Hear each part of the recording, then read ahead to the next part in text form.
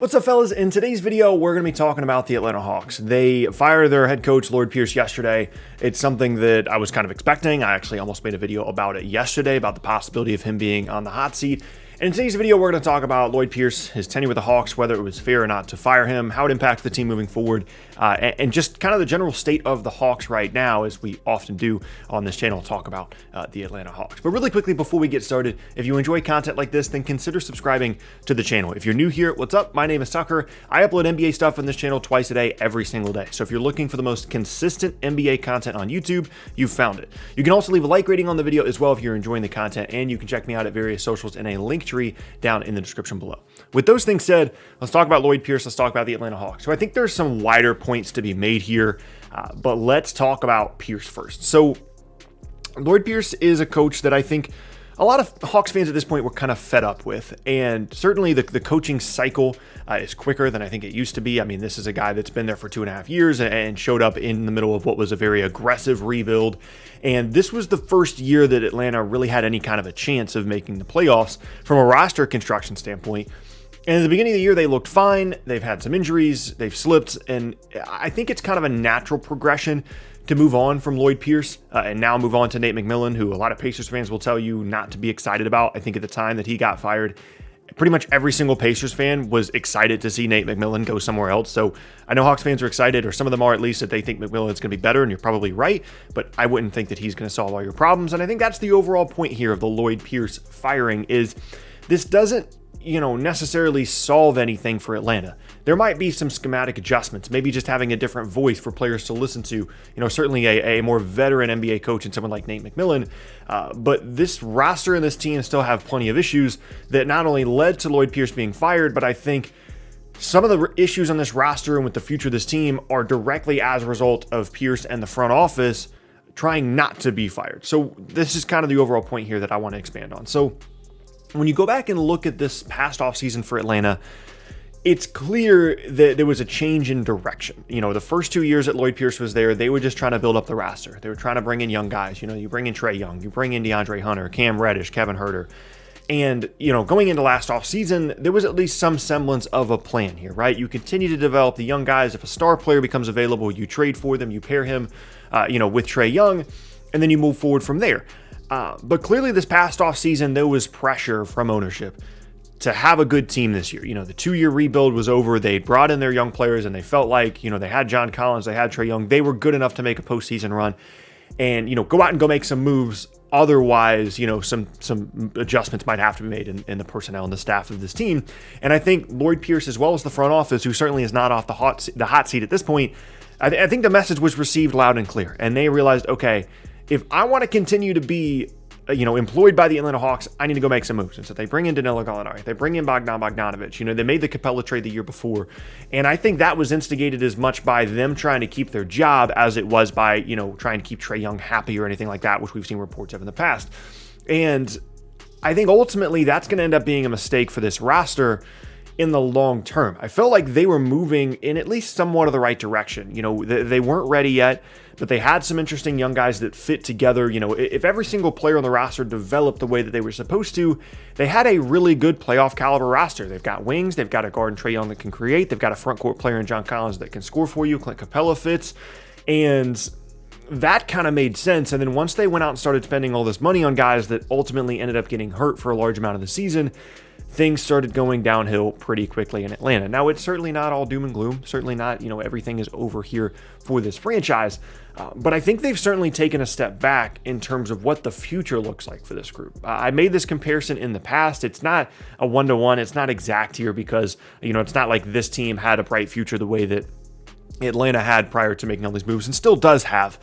But when you go back and look at, like, when Stan Van Gundy traded for Blake Griffin, he was in charge of personnel stuff in Detroit. Things weren't going well. He knew he was going to be fired soon if they didn't turn it around. So he trades young assets, guys like, I believe Tobias Harris was involved in that trade, to go out and get Blake Griffin, who signed to a big long-term contract. And that was in an effort to bring in some star power, bring some excitement to the team. You pair, Drummond and Blake together, and hopefully you make the playoffs and you save your job. Ultimately, he was unsuccessful in that, and I think you could argue that especially now, the way that Griffin looks, it has set the franchise back years after Van Gundy eventually got fired, and I think you could make the case that something similar is happening here in Atlanta, where now that they moved on from Lloyd Pierce and could eventually move on from this front office group as well, we get 2-3 years down the road, and the Gallinari and the Bogdanovich contracts, probably more likely 2 years down the road, the Gallinari and Bogdanovich contracts are kind of holding this roster back in a more significant way than you would hope, whether it be via trade, whether it be via free agency stuff, whether it just be those guys aren't producing because of injuries and their age and things like that. And it's something where you look back and you say, man, I really wish they didn't go out and spend this kind of money. I think another parallel would be the Sacramento Kings offseason from a few offseasons ago, in which they're going out and signing, Corey Joseph and players like that to pretty significant contracts and hindering their roster construction in a way that I think ultimately led to them letting Bogdan Bogdanovich walk in free agency in this most recent offseason and letting a talented player leave simply because they brought in veterans because they thought that they were ready for something that they simply weren't. Again, probably an effort to keep your job if you're in the front office or if you're a head coach. And I don't necessarily blame anyone for that. Like, I think that if I was in that situation, it'd be really difficult to say, no, let's stay the long-term course if I know there's pressure on me and I know I'm probably going to be fired if we don't make the playoffs. So I'm not blaming them for that. But if you're just looking at it from a big picture standpoint and you're not directly involved in it, I think it's pretty clear that it's the wrong decision. And again, it's not to say this team doesn't have a bright future, but there are question marks. What's the value of Gallinari and Bogdanovich moving forward, on those contracts? I think that they're still valuable players, but if, they continue to get hurt, maybe those are issues, in terms of the roster construction moving forward. What does Trae Young look like over the next couple of years? Is he going to continue to be someone that puts up a lot of stats, but maybe doesn't help his teammates a ton? What's the future of John Collins in Atlanta? Does he get a big contract extension this offseason? Does he end up going somewhere else? Does he end up getting traded before the trade deadline this season? How do the other wings, DeAndre Hunter, Cam Reddish, develop? Because I think it's pretty clear that they are critical to the current construction of this team because they're defensive-minded players that can defend and ideally shoot off the ball as well. Hunter's injury is one of the things that has kind of caused the slide that has now landed Atlanta so far below 500 and ultimately has resulted in the firing of Lloyd Pierce. What's the future of Kevin Huerter on this roster? Okungwo, Capella, they've got, access to their future first-round picks as well. And so I think that there's a lot of talent here, but they're at risk of running into a situation similar to what Chicago's been in over the last couple of seasons, where you've got a guy that's really good in Trae Young, and in the Bulls' case, it's Zach LaVine. But then you don't really know what to make of all the other guys. And I think the difference here is Atlanta does have a player in John Collins that is very good and is very talented. They've got to kind of figure out his contract situation. But I think it's just really difficult, even in the Eastern Conference, in which, the bottom half of the conference is not as good as it is in the West.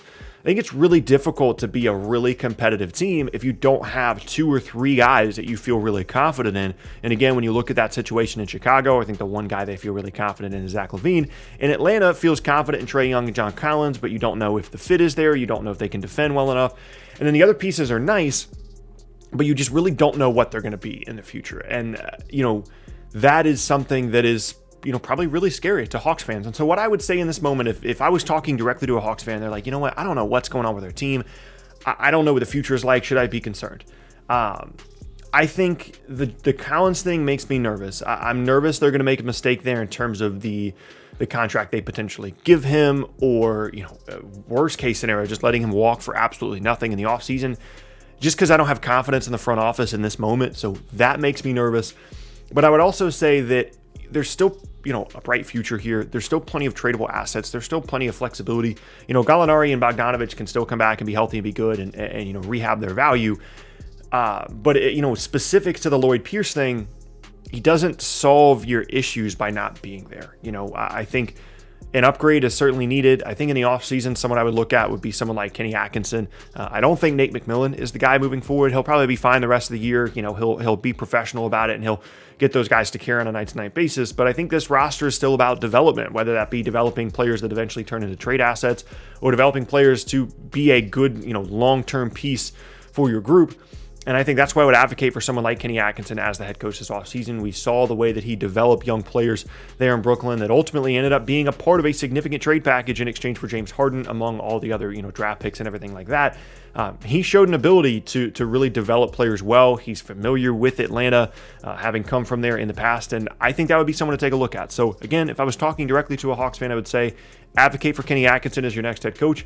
Understand that replacing Lloyd Pierce with Nate McMillan is not going to solve the issues in this roster. And ultimately, I would also make the point that it's a weird season, and there's a lot of teams that have, started the season not great and then have gone on a little bit of a winning streak and are now in playoff contention. And Atlanta's not far out of that. If they get healthy, they get certain guys on the wing back, and Trae Young and John Collins, can play well together, assuming that they keep Collins, past the deadline, they can absolutely still make the postseason. So that is what I would tell a Hawks fan today. All those things in combination. Keep an eye on the moves here moving forward for this group. Right now, it's not necessarily panic time, but I think there are just some mistakes made as a result of something that's very human, which is Lloyd Pierce and the front office not wanting to be fired. And I think the front office is still going to be in that kind of mindset. So maybe they'll make a move to kind of help them make the postseason as we get closer to the deadline this season. But yeah, that is going to be the end of the first video of the day, and I thank you guys very much for watching. As I said in the beginning, my name is Tucker. In the second video today, we're going to be talking about the Houston Rockets, kind of talking about where they're supposed to go from here, what moves they can make,